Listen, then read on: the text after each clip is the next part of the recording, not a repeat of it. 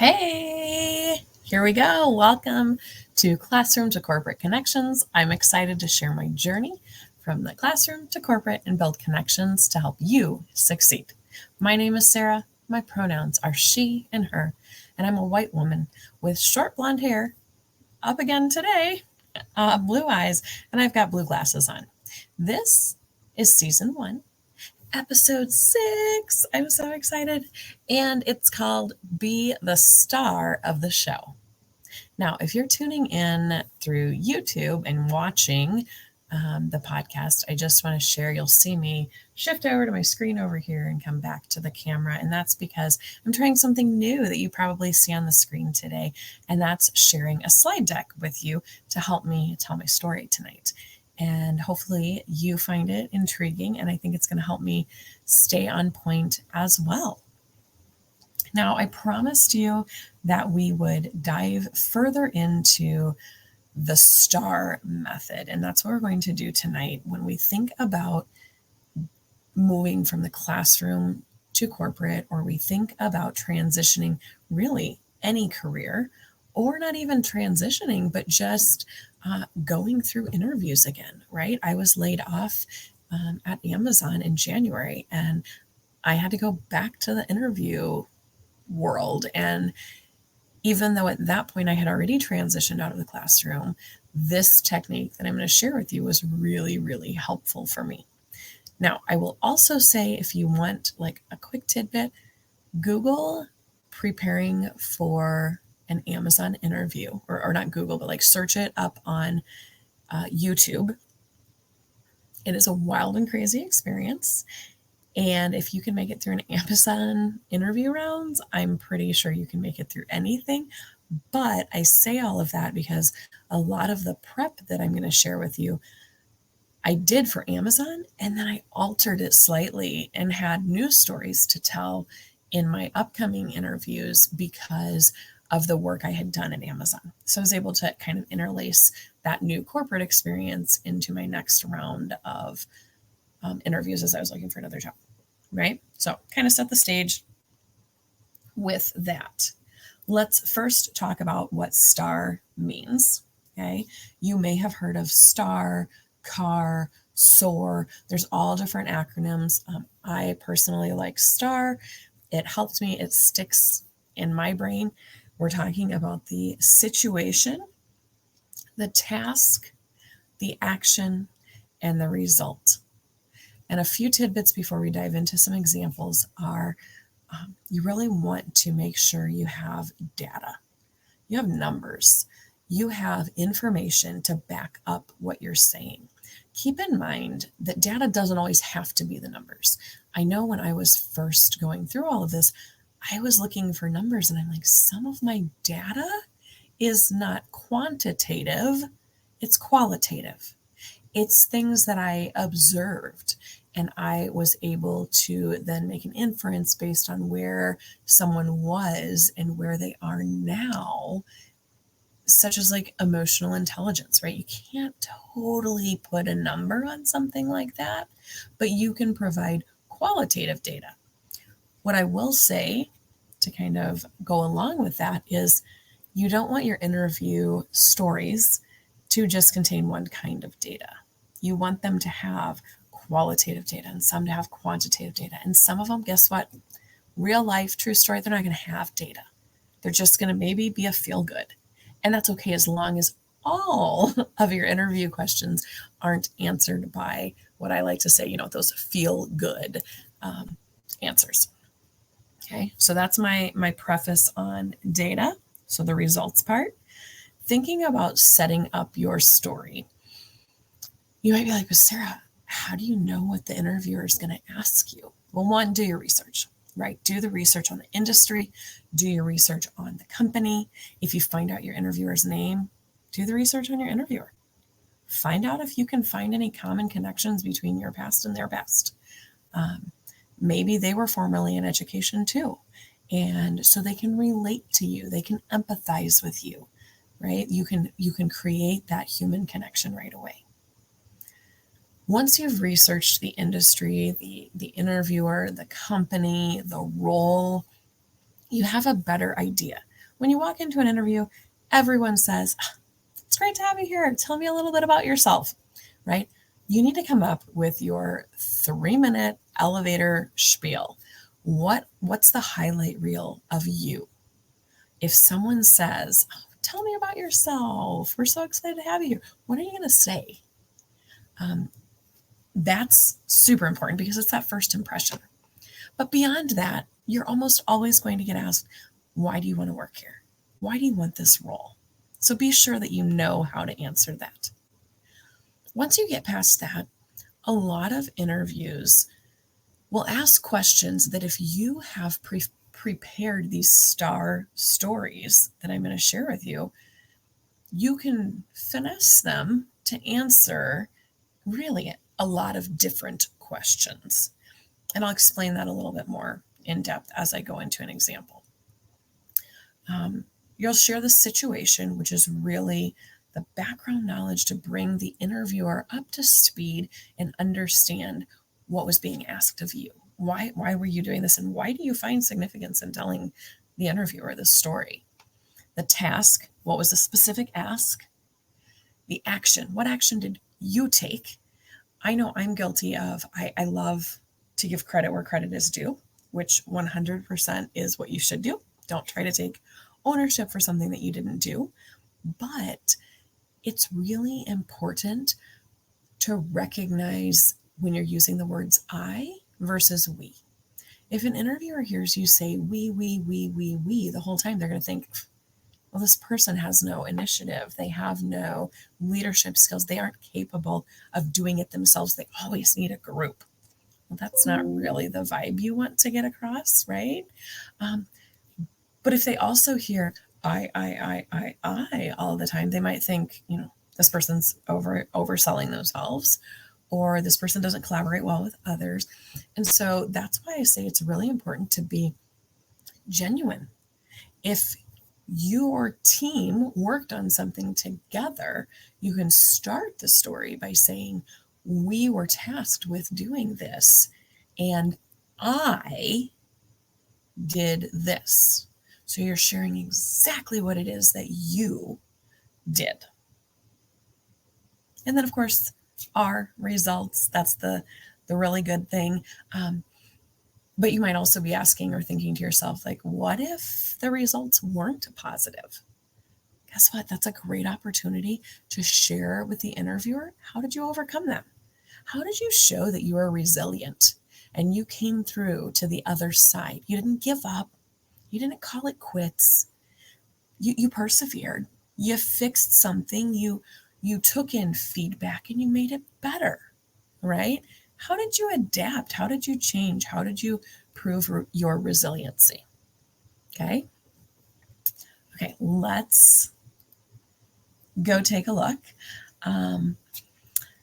This is a question that I was actually asked this spring when I did an interview for another company after I was laid off. And they said, can you give me an example of a time when you were part of a team that developed and facilitated staff training sessions? And you might think, wow, that's a super specific question. I didn't do that as a teacher. I only taught kids. I didn't do staff training or professional development. Well, one, I did, but two, the role was for an exam developer and was going to entail leading facilitation sessions for employees at the company. So I had a good guess something along these lines was coming. And it's always okay to ask for them to repeat the question. It's always okay to take a minute. That was something I had to learn.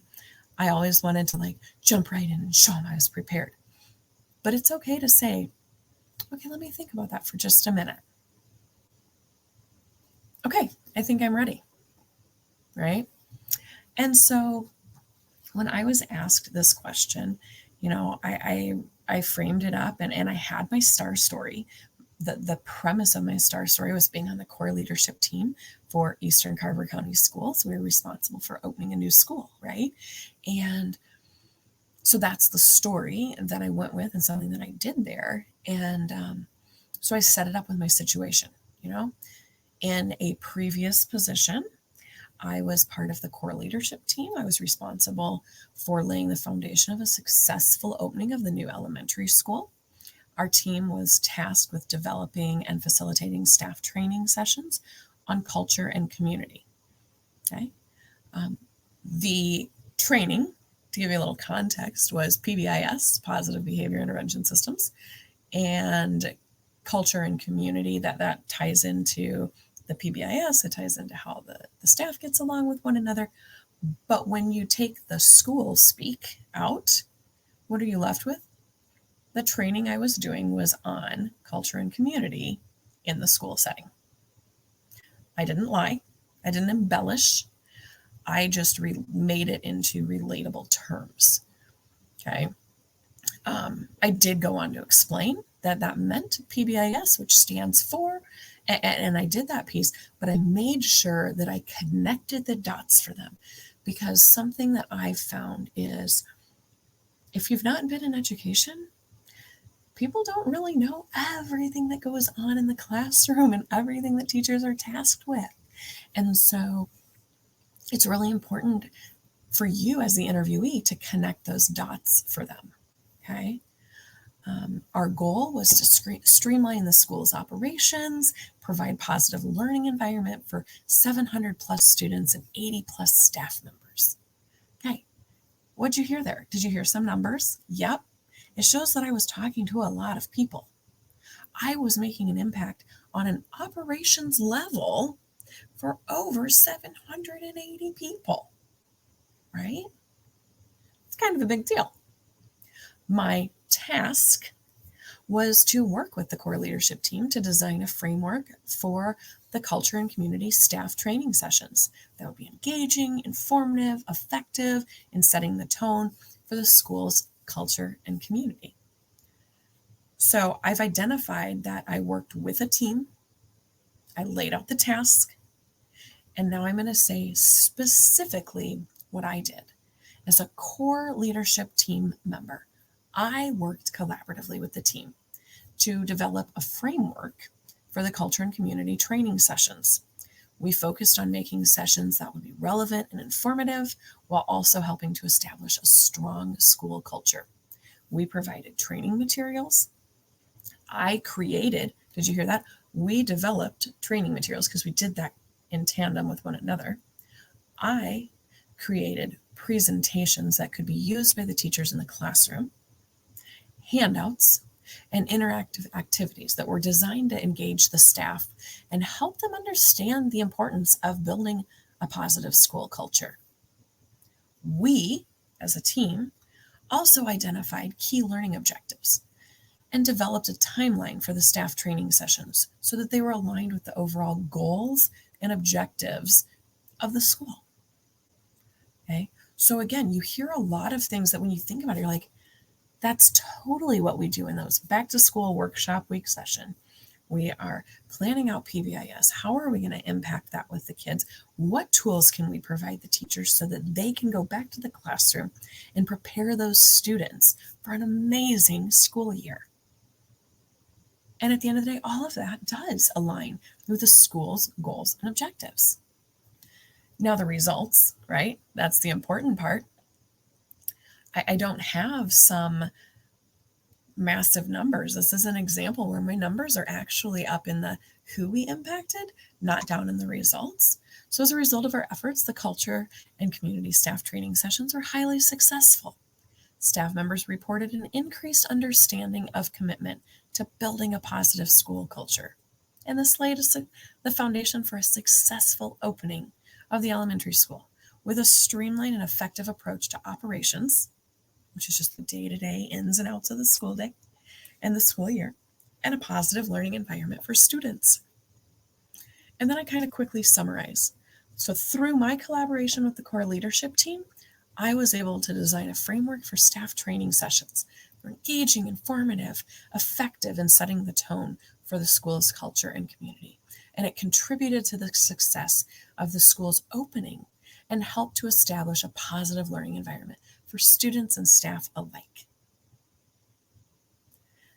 That was a lot, but here's my other trick for you. I'm not saying answer a question and take a half an hour to answer it, but I've found when you have a good interviewer, if you give a really robust answer that maybe takes a little more than 30 seconds to give, you might not have to answer as many questions. That might have been part of my strategy as well. Okay, let's keep plugging away. Now, customer obsession. This is totally one that came straight from Amazon, right? Like this is one of their leadership principles. You will hear Amazon talk about it. You'll see it in those videos if you look up on YouTube how to prep for an Amazon interview loop.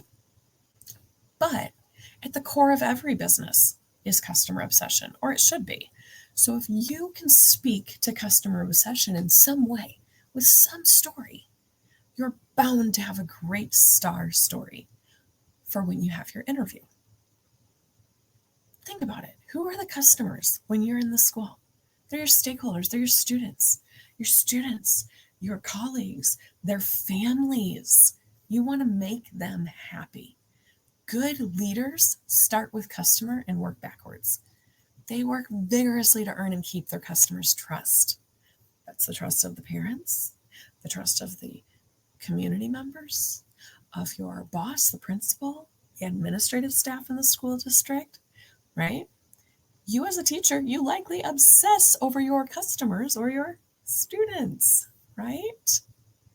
So when I answered this question, I set the stage by saying, and question, let me take that back. I don't have an explicit question for you. Anything, how do you show good customer service? How do you let the customer know that they're always right? We all know that they're not necessarily always right, but how do you spin it so that they feel that they've been seen, valued, and heard? And you do it every day as a teacher. So I start some kind of question where I'm going to give this type of response off with setting the stage, the situation. And I say in education, the customers are the students and their families. So I want you to think about that. And as an educator, I have to work vigorously to earn and keep their trust. They have to know I love their child. I set the bar high. I will teach their whole child, academically, socially, and emotionally. And every day, that's precisely what I do. I am actually tasked with designing curriculum and learning experiences. I'm the program manager for my classroom. I build relationships with the students that remind them they matter. I grow relationships with their families and remind them I value your child. Then I go on and I share things that I've done. I've hosted morning meetings where students participate, have a warm welcome, and know they're cared for. I communicate daily with families via email, text, Seesaw Messenger, and phone. I provide families with a weekly classroom newsletter that details what we've been working on, what's coming up, how parents can support students in and out of the classroom, right? So that's the action. Those are the things I've done. If you listened closely, you've heard that I was a communicator, a writer, a relationship builder. I created weekly newsletters. I hosted morning meeting gatherings, right? Like lots of transferable skills that I just listed off. And then, I end it with the results. I'm proud to share that last year, all of this hard work was recognized on a district level, and I was a nominee for the District 112 Excellence in Education Award, so Teacher of the Year. This is an award that's nominated by the customers or the families of my students. And I think that result speaks loud and clear. So you heard me. I didn't have like specific quantitative data, but I went through that STAR process and showed how what I've done in the classroom has had such an impact. And those things that I did there, I can do for you in your business, in your organization. Okay. Invent and simplify. This was another Amazon one. And this is one that I want you to think about. lots of roles will want to know, how are you innovative? How are you prepared to challenge the status quo and push forward for something new, exciting? What can you dream up, right? Leaders expect and require innovation from their teams, but also ways to simplify and make things a little easier. So when you think about this concept of innovation, inventing new, simplifying what exists, I think of process improvement.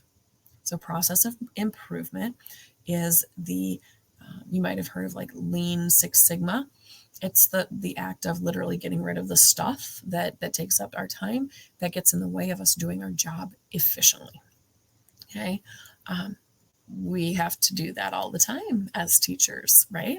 So you might have a question around innovation, around process improvement, simplifying things ahead of you. How have you shown that initiative? How have you done that?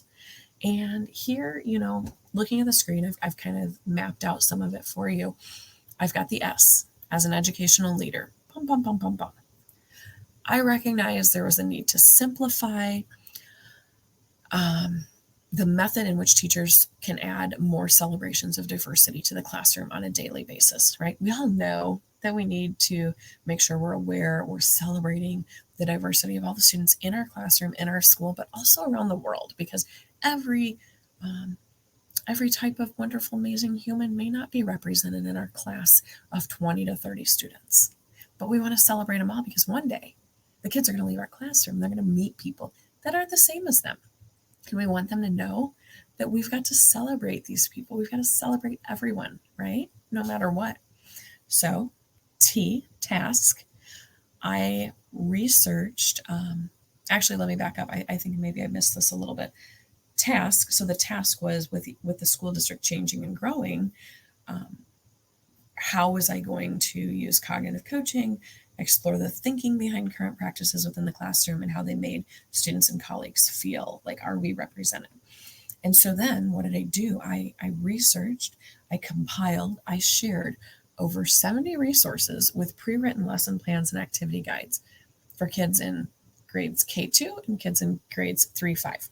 Now, part of this I did with a colleague of mine, and she focused on 3-5. I focused on K2, right? And we wanted to prepare a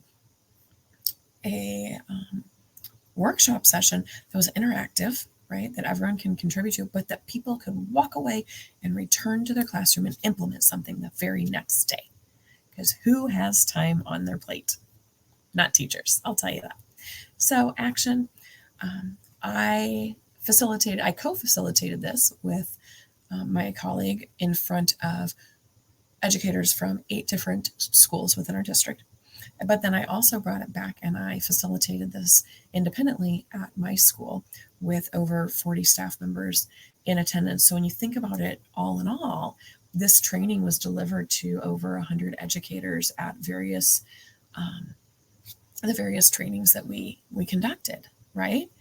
And with pre and post data, pre and post training survey data, I can share that staff usage of diverse texts, lessons, and activities rose from this percent to this percent after 1 week, and then up to this percent after 1 month. Okay, so now we've got some data in there. So we've taken it all the way through STAR. Whew, I need to take a breath. It's tough. It's so tough. We've gone through a few examples. I would love to connect with you and share more. So please connect with me on LinkedIn, follow me on Instagram. Let's get together here. But I want to kind of touch back to transferable skills that you maybe heard me talk about, transferable skills that just come top of mind. These are a list here on the screen that I'll read off that I just thought of, like, as I was making the slide deck. I'm like, oh yeah, and then I'm like, I'm out of space, so I should probably stop today. But you can Google it.